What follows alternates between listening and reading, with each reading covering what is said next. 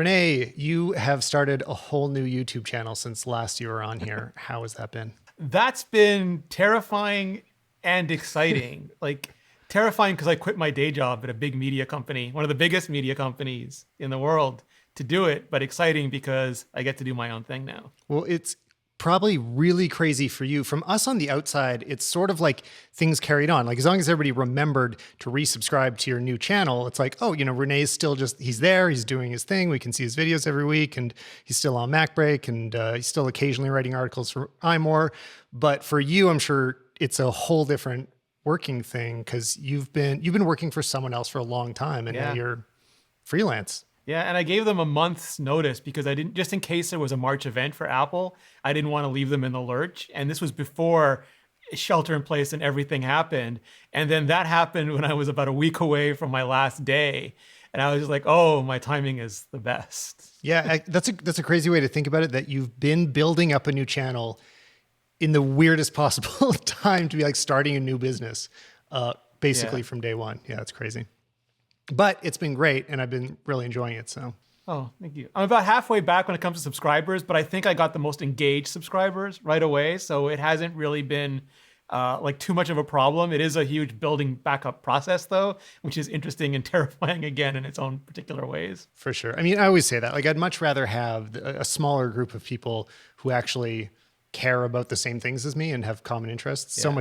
So much better to talk to them than just whenever a video does get like bigger in a wider audience, there's always this, I don't know, the comments get a little dumber and more trollish, and you definitely have the best conversations with people that know you and continue to follow you. So anyway, I mean, I love watching it, and you've had a ridiculous amount to talk about lately too, with, everything. WWDC is still coming over us in waves, even though it's been a few weeks now. I've been saying that this is, I don't know if it's really the biggest WWDC ever, but it feels like it kind of, like there was no new hardware, but the repercussions of this are going to usher in really some new generations of how Apple works, right? I mean, a lot of the biggest stuff is going to be in terms of the Mac. But I think it's going to also just mean whole new relationships of their ecosystem. It's going to feel very different to be a developer for Apple in great ways. And not that I'm a fan of the PC versus Mac rivalry, but all of a sudden that conversation is going to get a lot more interesting because there will be such a big difference between what a PC and a Mac is, which there wasn't as much lately.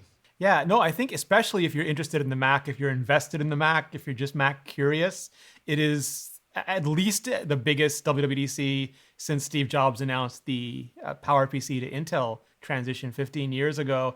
And I would argue bigger because that was just a CPU switch, where this is switching everything, CPU, GPU, and adding in Apple Silicon, which is much more than just those things because they bundle in an Apple neural engine. They do their own storage controllers, display controllers. Basically, I made this joke yesterday, but instead of a computer platter, they're making a computer sandwich, and they get to put exactly the ingredients in that sandwich that they want.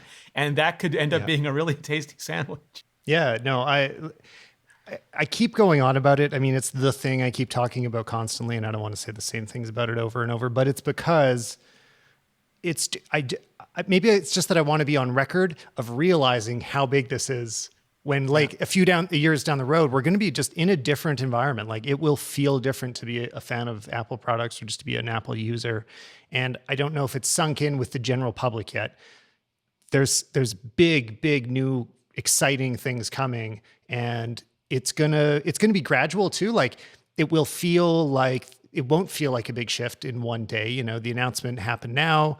There'll be a few products maybe in the fall, and then a few more next year. And they're going to warm us into it, so we may not even realize how big of a shift it really is until it comes. But anyway, I don't know how much more I can say about it, to be honest. But I know that you understand why it's so exciting. Like the thing for me is a few years ago. Let me give an example. So I was at CES last year with the Android Central team, and they were shooting with Pixels, and the Pixels were failing to save photos and frames of videos. So they had to throw all their Pixels down and take out Huawei or Samsung phones just to keep working. And a few years ago, Apple decided to build their own storage controller with the goal of never losing a single shot or a single frame. And they could do that. And if you go through like bursts or you go through video, even when they're doing 4K 60 with interleaved extended dynamic range, they're not failing to record a single shot. And when you think about the ability to take features they want and purpose build silicon to support it, the same way like Intel's like, sorry, we can't make a 5K display. And Apple's like, okay, we'll make our own timing controller chip. Like the ability to say we want these features and then go back and build, like their pro workflows team could say, these Lightroom filters are too slow, but if you add these, like we're building this into metal, and if you add these accelerators in the silicon, man, are they going to fly? And they can do that in a silicon generation and not ever have to wait or work around or do anything. So I think the potential for audio, for video, for everything is just, the sky's the limit. It just depends on what they want to do. Yeah, I think anybody that's willing to adapt their apps to the way that Apple suggests you run it, they do the recommended versions of hardware acceleration. They take on as much metal as possible. And so we're instantly going to see it in apps like Pixelmator and Affinity. And I mean, there's a lot of great creative apps that have been up and comers that will instantly see all these benefits. We're also going to see big things coming over from the iPad, like Luma Fusion, the video editing app. Like a lot of people have been saying, like, let's get Final Cut on the iPad. We're also going to get the iPad versions coming over. So there'll be some more like iMovie competitors. And it does mean that, Luma Fusion will be able to ramp up to being a real NLE and maybe be able to compete with Resolve and Final Cut and Premiere and stuff. So there will just be so much to think about and talk about, and the cascade of changes is going to be hard to remember where we came from. Like we're going to be in this crazy different place, and we're going to forget how boring it is now in comparison. Like I go back to 2017 when the 10.5 inch iPad with ProMotion came out for the first time, and there was a new MacBook at the same time with a Core series chip from Intel, and the iPad Pro could do 3 streams of 4K, and the MacBook could not do 1. And the MacBook Air of that time could, but it had like the fans were just like, it couldn't do it well, and the fans were terrible. And if you imagine Apple relaunching like a 12-inch MacBook that could handle 4 streams of 4K or 2 streams of 8K with no fan in it, and suddenly like the whole portable video editing space is different again. Like all those things I think are terribly exciting. Right after WWDC, Stephen Hackett came on and we talked about specifically getting excited about what professional computers were like. What will they do in terms of the GPU? Because we had no idea then. And I know a few more things have come out. I've heard people with more expertise than me talk about it a little bit. So I think I have a slightly better grasp on what will happen, but you definitely have a better grasp. What do you think machines like, the bigger MacBook Pros, iMac Pros, and Mac Pros, what are they going to do in terms of GPUs in the future? I think a lot of people got scared because during WWDC, Johnny Sarugi very specifically said a family of SoCs. And if people aren't familiar with SoCs, it's exactly what I said before. In a traditional computer, you have a separate GPU and CPU. You buy them separately, separate RAM. You can take all those parts around, change them. An SoC has all of that on one chip. And you lose the flexibility of picking your own parts, but you gain advantages like universal memory. There's literally no bus between everything that's happening on that chip. So the speed is ridiculous. And I think people got nervous because they're used to having discrete graphics on the higher end MacBook Pros, the iMac Pro, the Mac Pro. But what I think Apple's going to do is what they showed us with the Mac Pro. I think they very intentionally built it that way.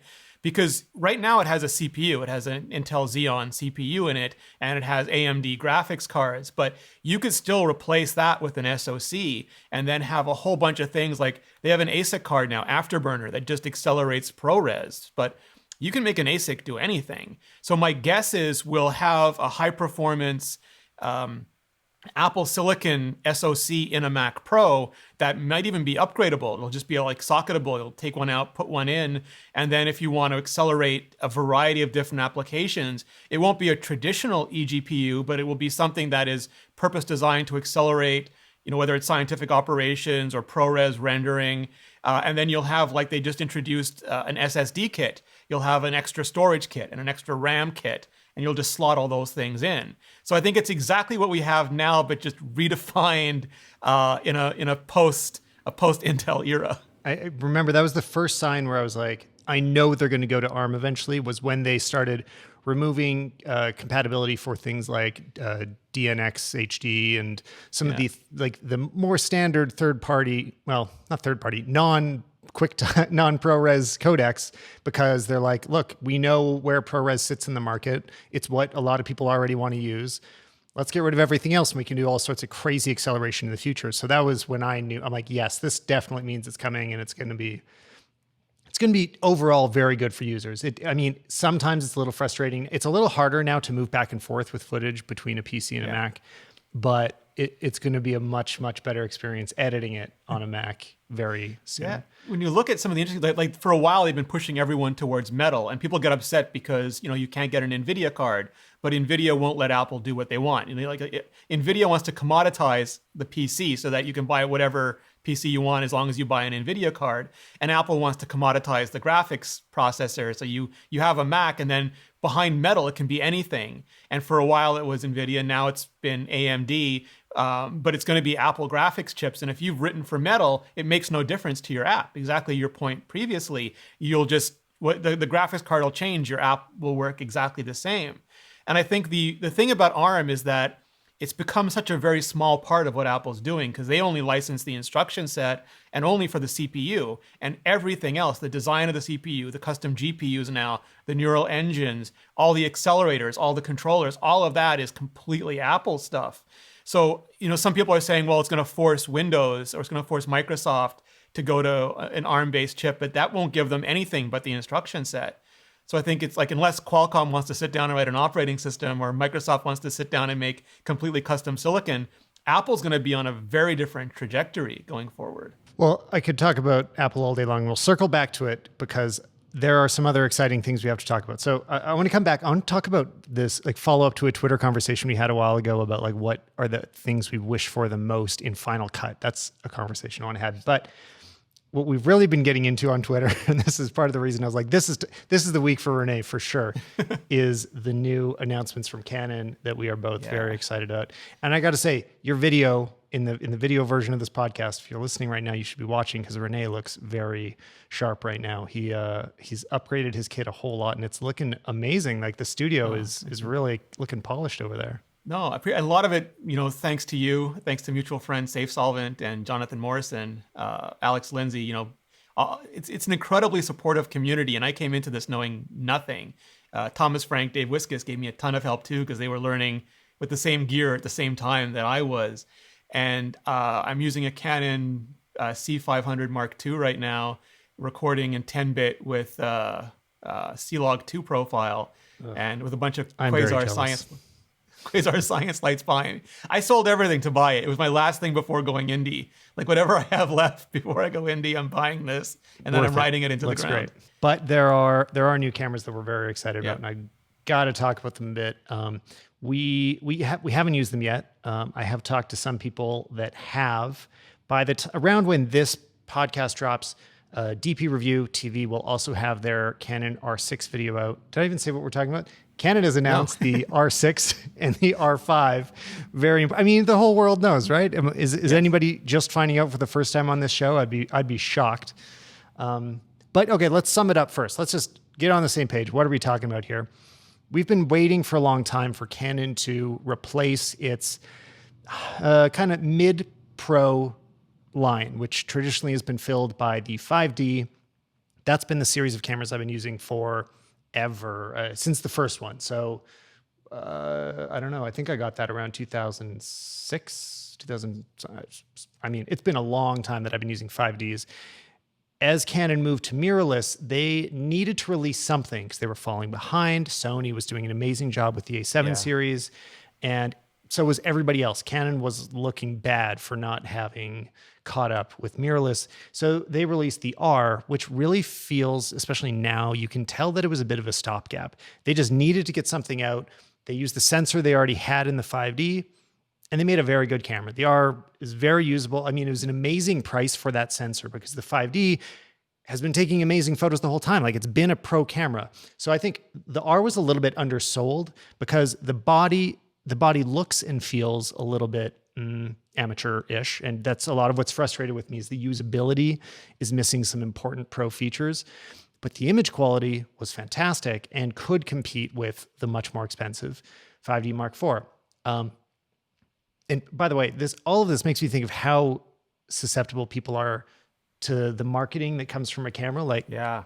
Canon positioned the R as a lower mid-range camera and priced it that way. So everybody's like, oh, that's what it is.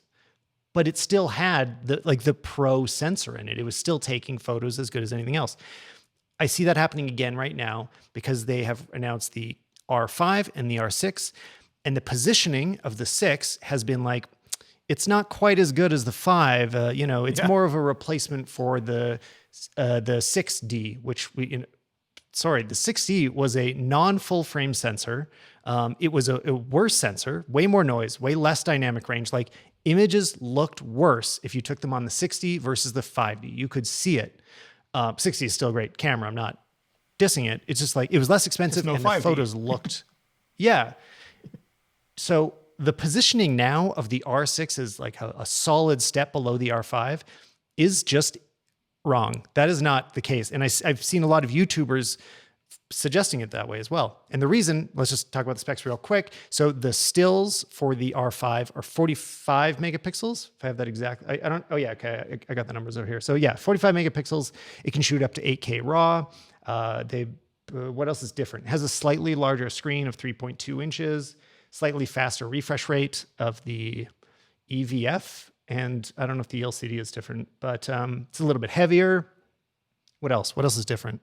Those are the biggest differences, I think. And then the R6 is 20 megapixels and slightly smaller screen and doesn't shoot RAW, doesn't shoot 8K, but will have slightly better low light performance. That's not a worse camera. That's a different camera. So that's the beginning of the reason why I pre-ordered the R6. Anyway, I've been rambling for a while. Are you excited for these? Yeah, I'm super excited. And the reason, like a lot of because of what you said, I have the C500 Mark II now as my main A-roll camera. And I've been looking for something to do B-roll with. And I was looking at the EOS R, but with the rumors about the I'm going to keep saying this wrong, EOS R5 and R6. I just waited, and I wanted like Armando was like, oh, like goosing it up. It's going to be like a baby C500. And I know some people have had some concerns, and I'm sure we'll get into those, but I just wanted something that I could easily carry around, in the days when eventually we'll be able to travel again and there'll be events again, just something that I have Canon glass already that I could get that would produce B-roll that would sort of match my A-roll. And I like the R5 particularly because it takes the CF Express cards, which I overbought, not realizing there was one in the box when I got the C500. So, I have a spare one, and those aren't cheap. So I was figuring if I could double up on that, get the 10-bit codec. I don't need to shoot RAW. You were so kind, you helped me with the RAW workflow, but shooting in 10-bit is just so much faster that it seemed to check all the boxes I had. Yeah, for sure. I mean, those are the biggest reasons I actually would like to have either the 500 or the 300 C300 Mark III. Either of those, I would rather for the 10-bit. Like, I would still shoot RAW, which I like to do right now on the C200, but the most important feature is that it looks almost as good in a much, much smaller file size, and that is much easier for your computer to handle. So yeah, I mean, I think you made a great choice with the 500. It's such a beautiful camera. Canon is just on a roll right now. I mean, there's other good things to come. Like, Sony's going to be coming up soon. We won't get too far into A7S 3 rumors, but there will be more to talk about. It's not going to be all Canon all year, but right now it is. We've been struggling to decide what to get. I just mentioned, I tweeted just before we started recording that I was going to be getting the R6. I put down a pre-order at the camera store in Calgary. I've mentioned them on the show a lot. So if anybody in Canada is looking for a place to buy them, I love the camera store. A lot of people asked why, and I promised that I'd follow up on the show. Since I work, this is the main workhorse for our business.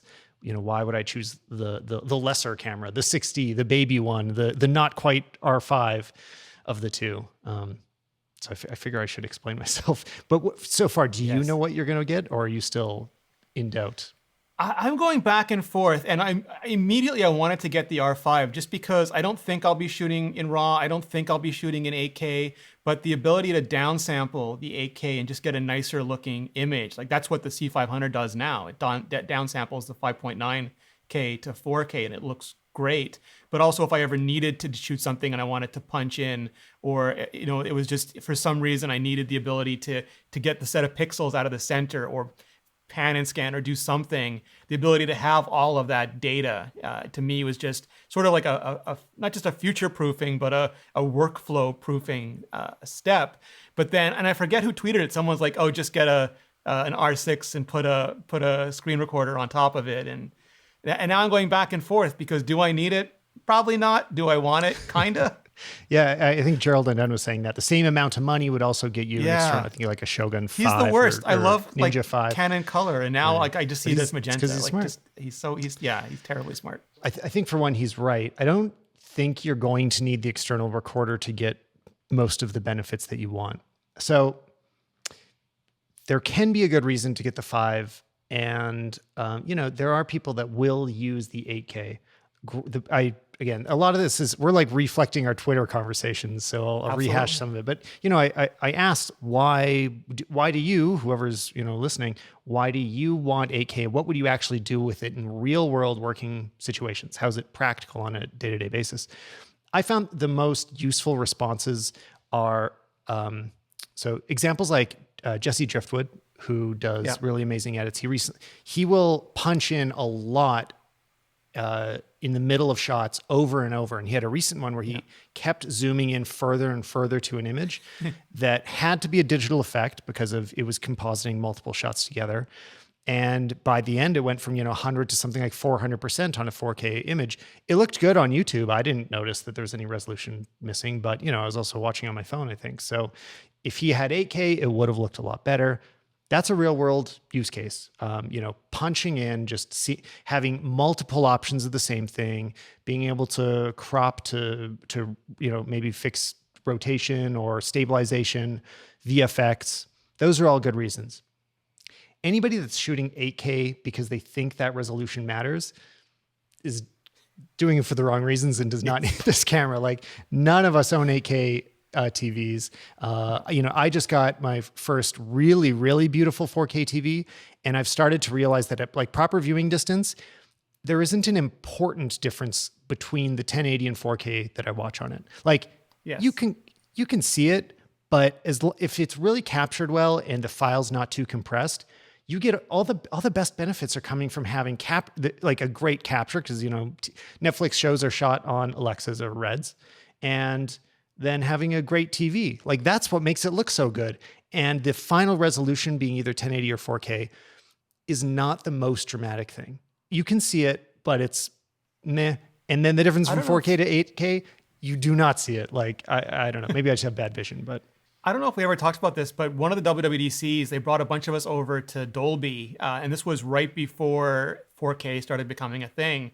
And they sat us down and they showed us part of the Star Wars sequel, and I forget which one. It might have been Last Jedi, or it might have been The Force Awakens. And they showed it to us in 1080p HDR and standard dynamic range 4K. And the 1080p HDR just blew the 4K out of the water. Right. And the point they were trying to make back then, because they were just rolling out Dolby Cinema and Dolby Atmos, was that HDR was far more important for commercial use than 4K. And I think that's just extrapolates to the 8K part. Yeah, exactly. I totally think it's true. And so one of the things that for you, I think is a reason that you won't see a huge difference in it is because it is still only coming with Canon Log, like the original first version of Canon Log. And that has its own hard restrictions on how much dynamic range that you're going to see in it. So it'll never look as good as your C500 Mark II, for example. Like, it might be sharper, like the oversampling could be visible in certain situations. But for one thing, you're pushing the absolute limits of lens resolution. People don't usually think about lenses in terms of resolution, but older L series glass from Canon, like things that were made before, I don't know, before like 2005 or so, they're noticeably sharper, less sharp, sorry. They're noticeably softer. You can see the difference because the megapixels weren't as big. And if it comes from the film era, film was much softer than digital. So you couldn't see the missing sharpness. And you kind of need to have some of the modern lenses, like you need to have RF glass or not all RF necessarily. I'm sure some of the modern L series glass is just as sharp, but like you have to have very sharp lenses to have a perceptual difference. And if you're stopping them down to, 1.4, you really may not see the difference. It may be something you're only seeing at like 5.6 and above. So that's something to consider. You're going to have less dynamic range, like I said. So, even though you've got RAW, it doesn't mean you can recover anything else. The way that it works with our workflow, we're shooting in RAW, and then you bring it into whatever program you're using, and you can choose if you're going to view that as Canon log 2 or Canon log 3 or original Canon log, and that has descending dynamic range. And you could also just process it out as Rec 709, which have the least dynamic range, even though you shot it in RAW.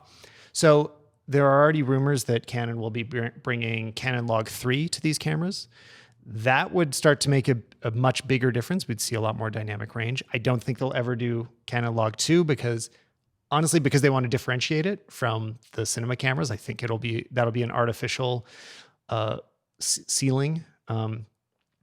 But the amount of things that you'll see as a difference using 8K will be limited. And the way that I decided to get the R6 was that I'm not going to make any more money over the lifespan of these cameras by having the R5.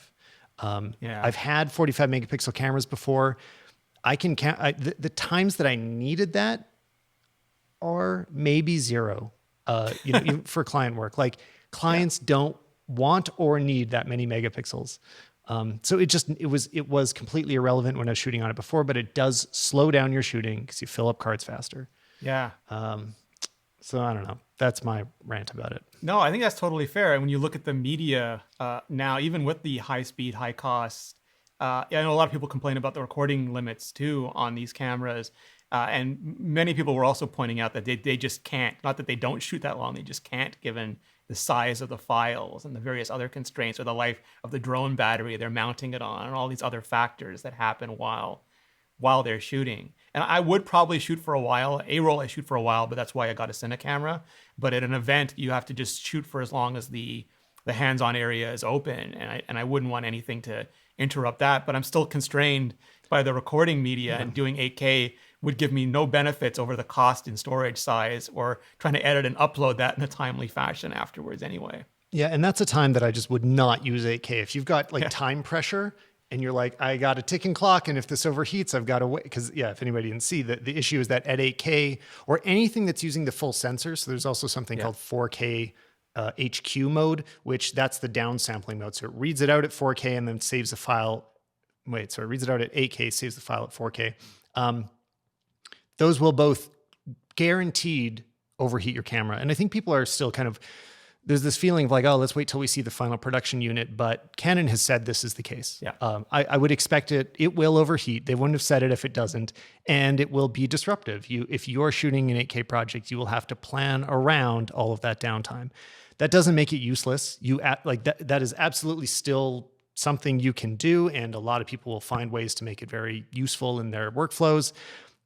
I happen not to really need it. So no, but it's funny because I've seen the discussions on Twitter and there's really smart people taking different sides on it. And there's sort of like the glass half full, where it's an added capacity that you may, or capability that you may not need, but is there if you ever do.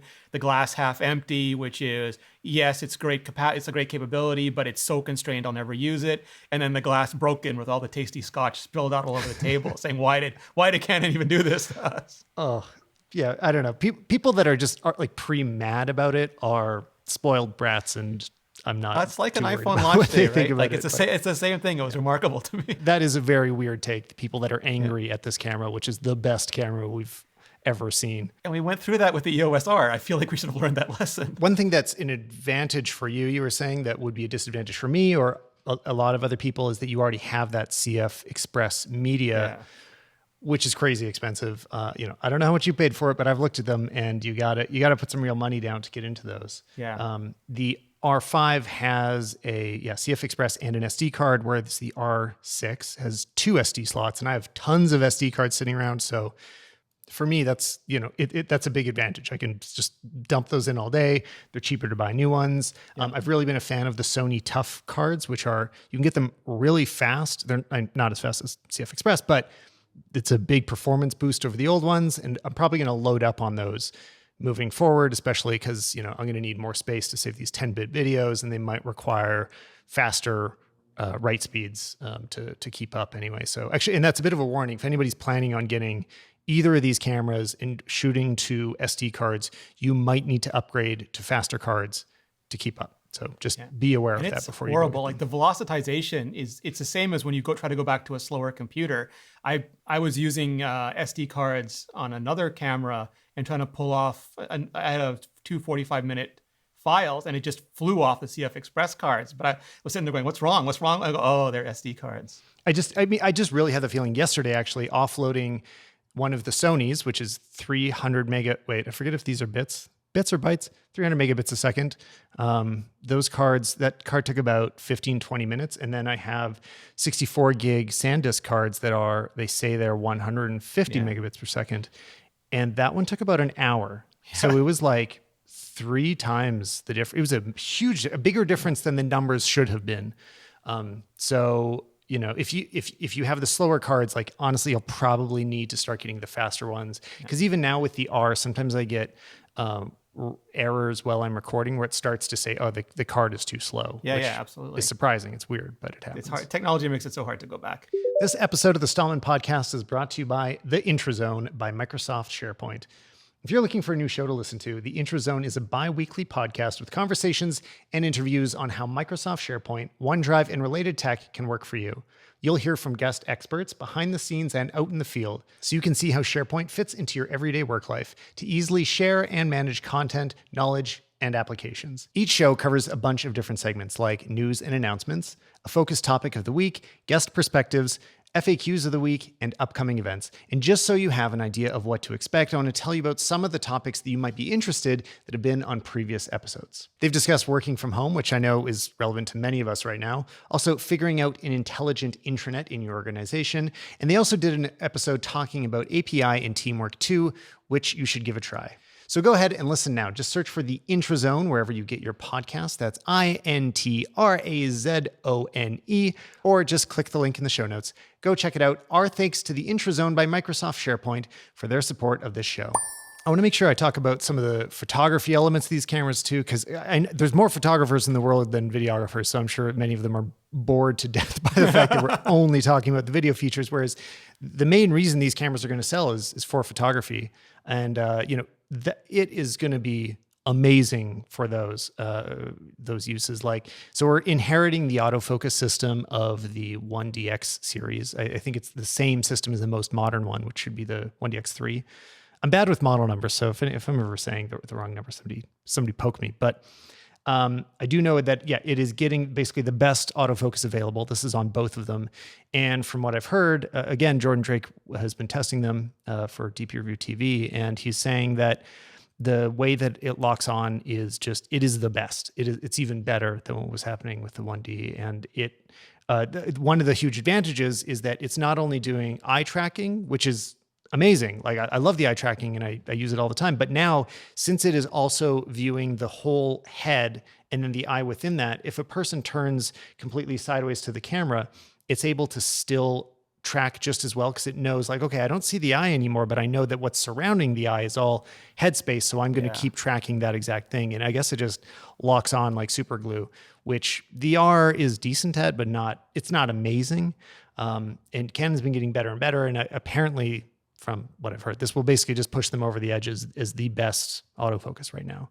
Especially if you're doing like nature photography, like if you're shooting wildlife, birds, and they're flying and you can capture them in midair with their eyes perfectly tack sharp, that's a big deal. Like that really can change the game for some people. So, or especially shooting video, trying to capture something in flight and keep it sharp all the way through. That's virtually impossible with any kind of manual focus or a poor autofocus system. So that's going to be a big deal. I am way more into an autofocus war than I ever was a megapixel war.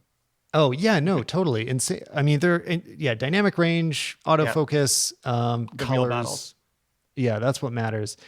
So another thing it's going to be interesting, I haven't seen any results. I don't know if anybody's got results yet, is there's going to be a nice bump in low light performance on the R6.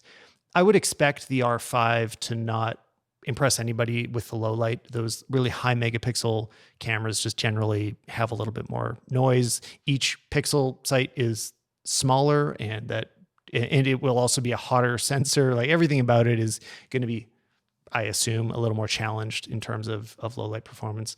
But the R6 is, I expect, going to be absolutely amazing. I bet it will be competitive with what Sony's doing. And then, yeah, in terms of stills, I was talking a little bit about like, why would I choose one over the other? Same thing for stills. I love shooting filling a card with 20 megapixel files, and they download in just a fraction of the time. The card lasts me longer in the day to shoot because it doesn't fill up as quickly. And the 20 megapixel files can easily be upscaled. They really can. Like I had photos on billboards when I was shooting on the 5D Mark II. I don't remember how many megapixels that is. I think it was under 20 though. Wasn't it like 16 or so? I mean, you don't need that many megapixels to make an image big if all of the quality's there. I mean, we see plenty of iPhone billboards and they look great too. So well, that was the rumor this week that people were freaking out over, right? Was that Sony was talking, or someone was leaking that Sony was talking about 16 megapixels and saying, no, but they're really good 16 megapixels. Yeah, I think it's going to be 12 for the S. That's right, 12, yeah. I'm saying it wrong. A7S3. And I think that's true. And I think that's the right decision. That's what it should be, because this camera, sensors aren't all the same. You can't just take absolutely any sensor and then have whatever attributes you want about it. So by making it 12 megapixels, the 4K becomes like perfect, and it's dialed right in for that specific use. And this just isn't meant to be a stills camera first.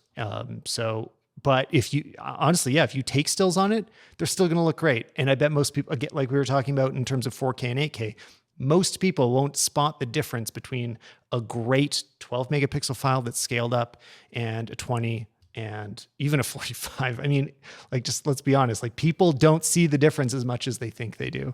And I know that if I was saying this in the DP review forums, they'd kill me for it, but it's the truth. True on screens, it's true on cameras. The quality of the pixels is very different than the quantity of the pixels. And you can't just take a number and think that that's everything, because it's totally not. So do you feel any closer after this conversation about what you're going to buy? Yeah, I mean, I do like the idea of the CF Express cards, and that's still pushing me slightly towards the R5. But like, there's nothing about the R5 beyond that I would benefit from, or to your very salient point earlier, would make me any extra money over the course of owning the camera. So I mean, let's also, I feel like that gets left out of the review conversations. Yeah. People just kind of gloss over that, like, oh, and the price is a bit different.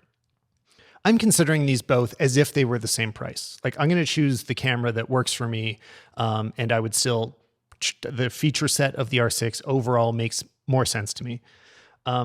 But let's also not pretend that money doesn't matter at all, especially like this year. I mean, because I also have to look at, like, we had a lot less jobs this year than usual. Like, this is this a time where I need to be getting the biggest and the best of stuff? And, I think everybody's going through that thought process right now. And that's part of why the camera industry is having a hard time this year. Sales are down across the board.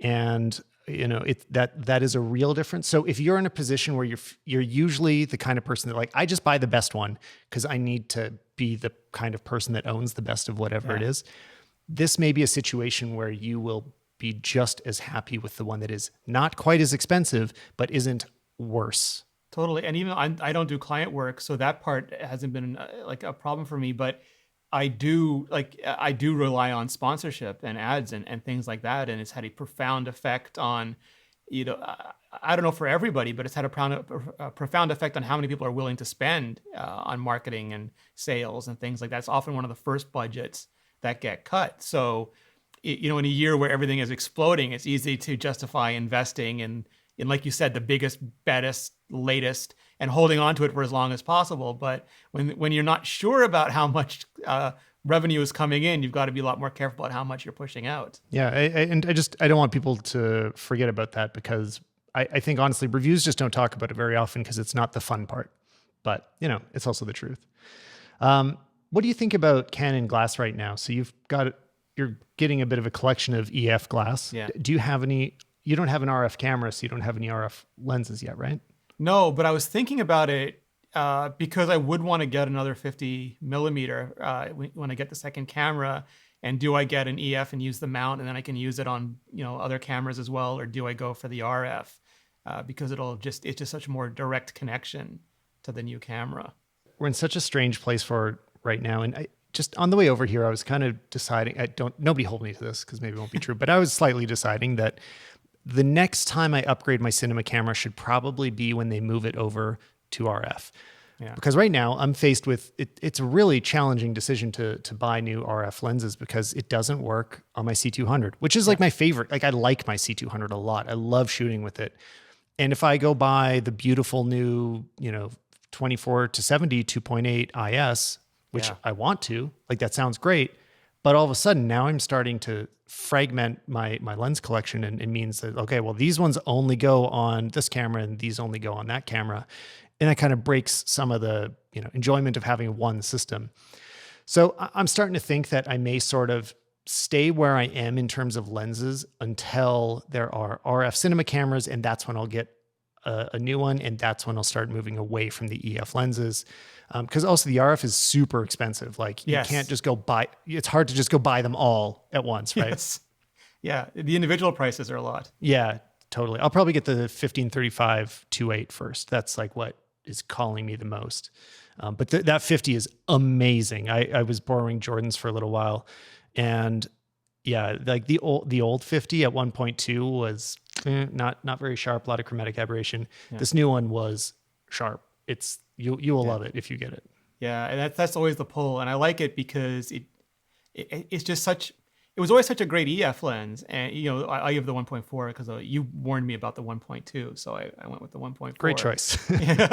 Yeah, but I mean, I'm just so used to shooting with it, and I do have a couple of zoom lenses too, but I end up not using them as much just because I put them on and then I want to shoot, and there's too many things to control at one time.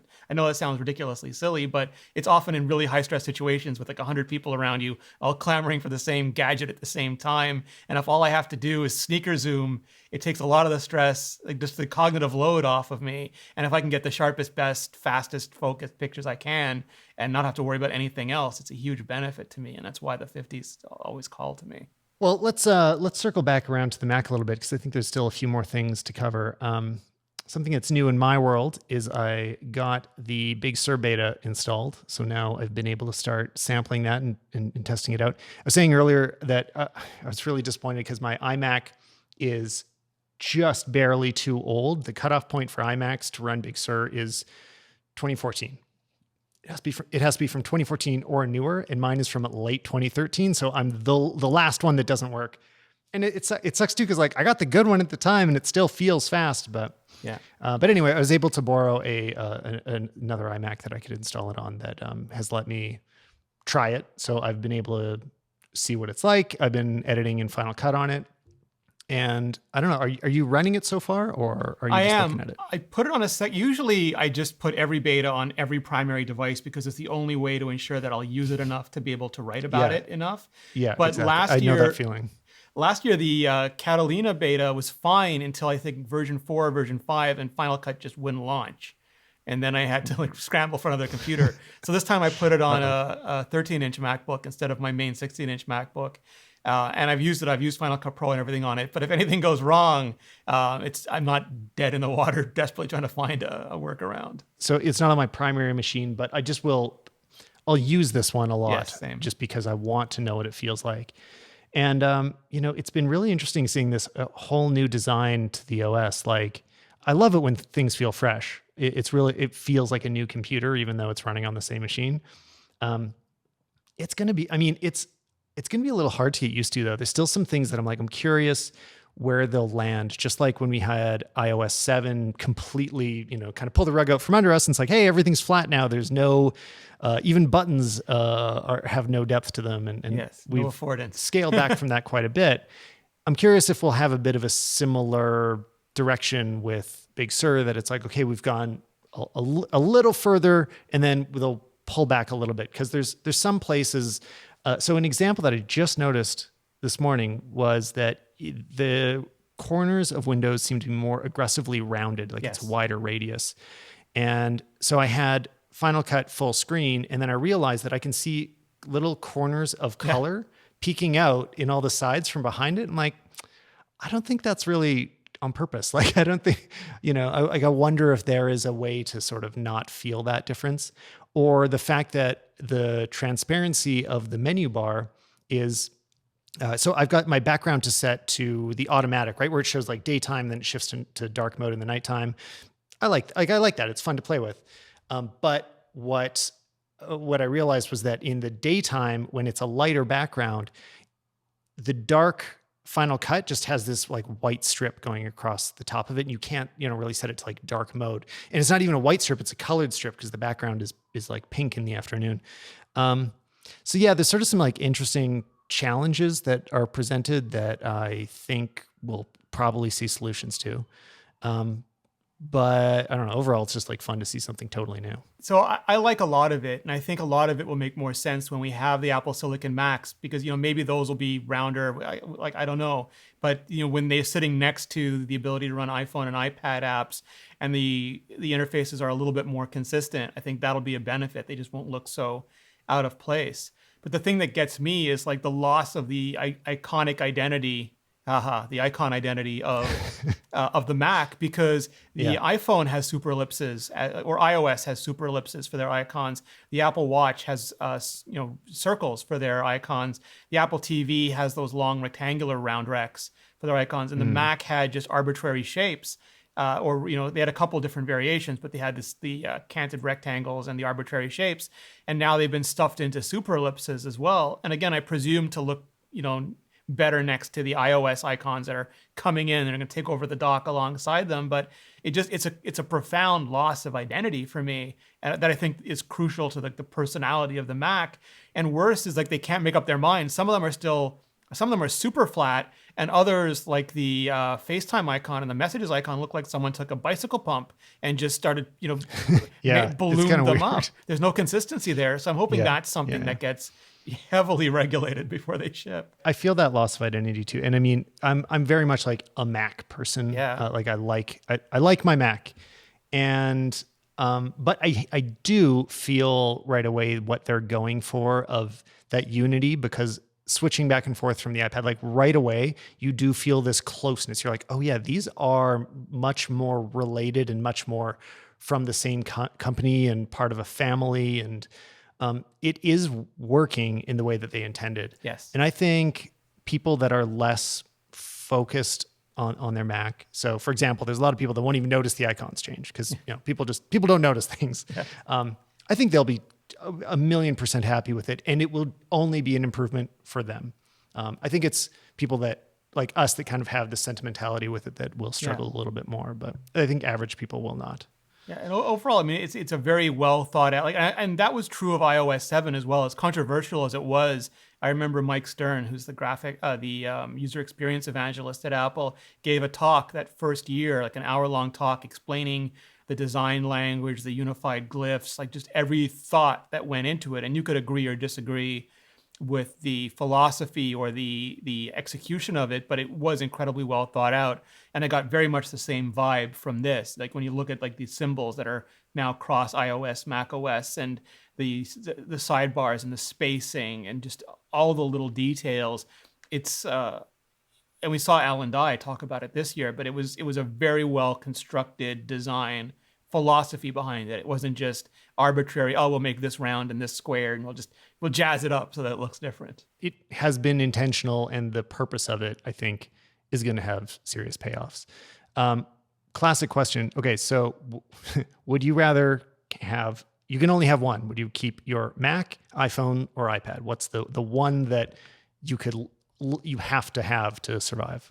So it's a hard question only because I currently rely completely on Final Cut Pro for like my job. So without it, I could edit on iMovie on my iPhone, because my natural response would be my iPhone, because it's basically a cybernetic device now. It's my assisted memory. It just does everything that my human half can't keep up with anymore. So it's almost like it's a part of me, and it would be very hard to give it up. But it would be so much harder to do what I do with an iPhone than with a Mac, that I would probably have to choose the Mac and just feel like one of those ex-Borgs from the Picard series for a while. Yeah, that's how I feel too. I mean, honestly, I'm more attached to my Mac, but I could probably do more things in the world if it kept my iPhone. Because okay, I would just stop using Final Cut. I would start doing just shooting and editing only on my phone. And I'd be frustrated, but I could probably do more total things in life. I don't know. That's fair. Another question. I was asking Steven this. I kind of feel like I want to ask everybody that comes on. What, for you, why do you choose Apple? And I mean, for you, it's not just that you've chosen it as your technology that you use to create things, but it's the company that you focus most of your content on, and that your, a lot of your, even just your personality is built around this one company, Apple.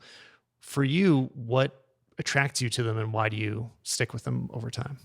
So I bounced around a lot, since I was a kid. I had an Apple II Plus, and then I had a DOS box, and then I had Windows, and then I had an Amiga, and then I had a Mac Performa, and then a Windows laptop. And I was, I looked at them all, and I still look at them all as tools. And I was all in on Microsoft for a while. I had a Windows laptop, a Windows desktop, an Xbox, a Jornada, and then a Palm Trio Pro phone. And I always liked this beautiful dream that everything would just work together, and Bill Gates would go up on the CES stage and promise like that was coming year after year, but it just never arrived. And then at work, I used to get Dell laptops. I worked in graphic design at the time, and I would get a new high-end Dell laptop every year. It's just part of the company's contract. And the Vista version arrived, and it didn't have drivers for the screen in the laptop, so it just the screen just wouldn't work. And the IT guy said, "That's it. I'm tired of this. We're getting you a MacBook." And I think it was Tiger at the time. And I got a 17-inch MacBook Pro. And it was around the same time that, it might have been before that, actually, before Tiger, because it was right around the time when Steve Jobs did the iPhone demonstration. And my jaw literally dropped when I saw that interface. It was like something from the future. And I just wanted it. And of course, we couldn't get it in Canada for the first year. But I started to see signs that, it was based on OS X, that Apple was working towards this, what became the Apple ecosystem. And that to me is the value of it. There's sort of the value of the ecosystem, but also the consistency. Like, there's a lot of good cameras, but the iPhone camera is consistent. They made that storage controller we talked about, so I never have to worry about losing stuff. It's a single platform, so developers, like all the camera apps are better because they're targeting one camera system, not a variety of camera systems. And all of those things just add up to where I think, and I hate saying it because I do like variety, that if you are working in this industry, there are tangible benefits to being on an Apple pipeline, from color management to like just all these things are more reliable if you're all in on Apple to do them. I mean, I can't argue with that. I feel the same way. And I think one way that I've thought about it is that, with every product you buy, there can be those moments where you look at it and think, why did they make this decision? Like, how did this one thing end up happening? And of course that still happened on Apple products. Like, they're not perfect, but there's so many less of those. And there's so many more times that I look at details, design decisions that took somebody a lot of time and effort to come to. And you're like, wow, I never thought humans could do that. Those just like, I didn't know we could aim so high for what a product, any kind of product, just like a physical device that you use, could be this, interesting and refined and make decisions that feel right to me. And I do this with my cameras as well. Like, I think about all the devices I use in that way, and Apple's just been the most reliable about making me feel like that over and over again.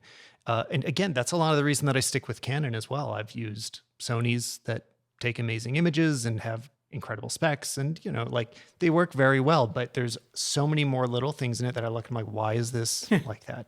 Yeah. And with the Canon, it's much more like, I get it. Like, I totally applaud the designers for having made the specific decisions that they did, because it gave me a camera that I like to use. So yeah. And I in know, like, general, people, I know people complain about the prices, and I think that's totally valid. But as an example, I've been getting MacBook Pros for over a decade now, and my 8 and 6-year-old MacBook Pros are with my godkids, and they're still perfect condition. Like I had plastic Dells that would break the first year I had them, and these unibody aluminum MacBook Pros are still literally perfect.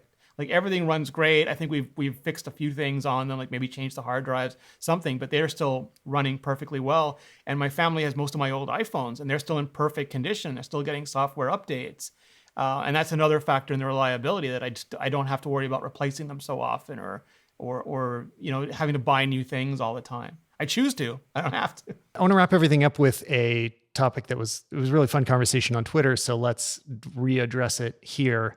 And that's just wish list for Final Cut Pro. What are some of the things that, because we both use it heavily. Again, it's one of those, it just feels the most right, of all the NLEs that I've used, it's the most like natural and organic to the way that I think, the way that I edit. But it is, as with anything, not perfect. What would you like to see in the next version of Final Cut Pro? So I have sort of three big things that, obviously there's a ton of features, but the three biggest things for me. One is I love snapping to work like it does in iWork. So if I'm dragging two lower thirds around or two different graphical elements that I'm overlaying, they would edge detect and I could just line them up without having to do it by eye. It would just snap to the same position that, like if I have one in the top left and one on the bottom left, the left part would snap, the two bottom parts would snap. All of that stuff worked just like iWork. Another one is I would love strip silence like it exists in Logic, because when you're doing video podcasts, that's such a great feature for audio podcasts. And if people aren't familiar with it, you just pick a bunch of audio and you say strip silence and it cuts it for you. You set a limit to how long the silence has to be, and it just cuts out everything in between. Like it cuts out all the silent moments, and then it's super fast to move around dialogue to where you're not over talking or overlapping or anything else like that. It's such a workflow accelerator.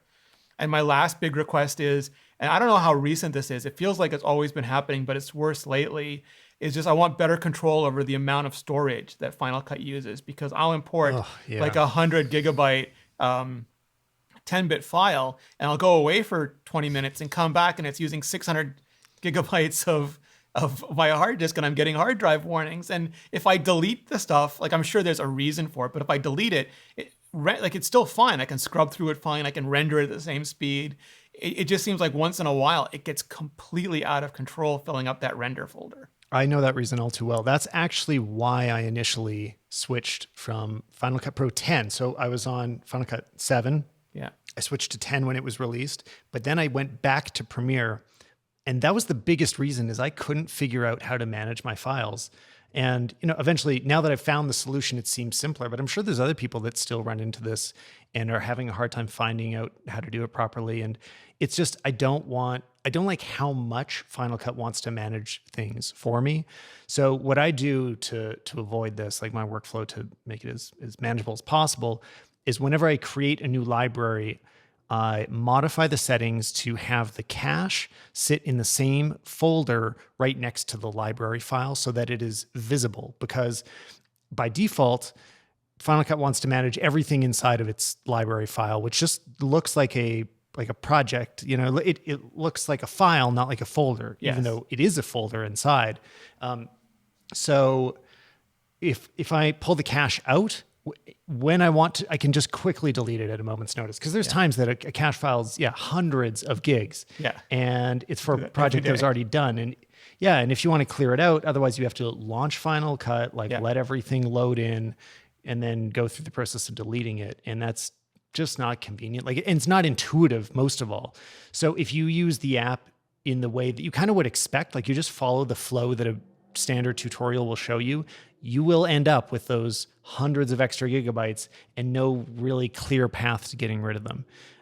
So that accelerates the workflow as well. The fact that it creates all this cache is part of the reason it'll play back and export really quickly, but it gets so bloated and confusing to manage. So I've found the workarounds now, but I think for a lot of beginners, it's a total pain. My biggest things, though, the number one thing for me, which I don't know if anyone else can relate to, but is I really want some support for vertical video.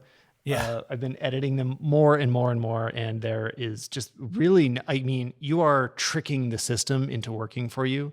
You can't lay out the windows in any way that gives you an appropriately tall screen. So the simplest example of how this should look is that on the right side where your info screen goes, that is a very tall strip of information. And if you double click the top of it, you can even maximize it. So it's going from the very top to bottom of the screen. I need to put my video over there because I need it to be as big as possible. But to make it any bigger, I need to hide my timeline more. Then there's other things like in the browser on the left. If you have shot it in horizontal on a camera that doesn't auto rotate, like it doesn't understand vertical video, you can only preview it in horizontal. So you have to add things to the timeline to see the rotation. And that's crazy and not the way that it should work.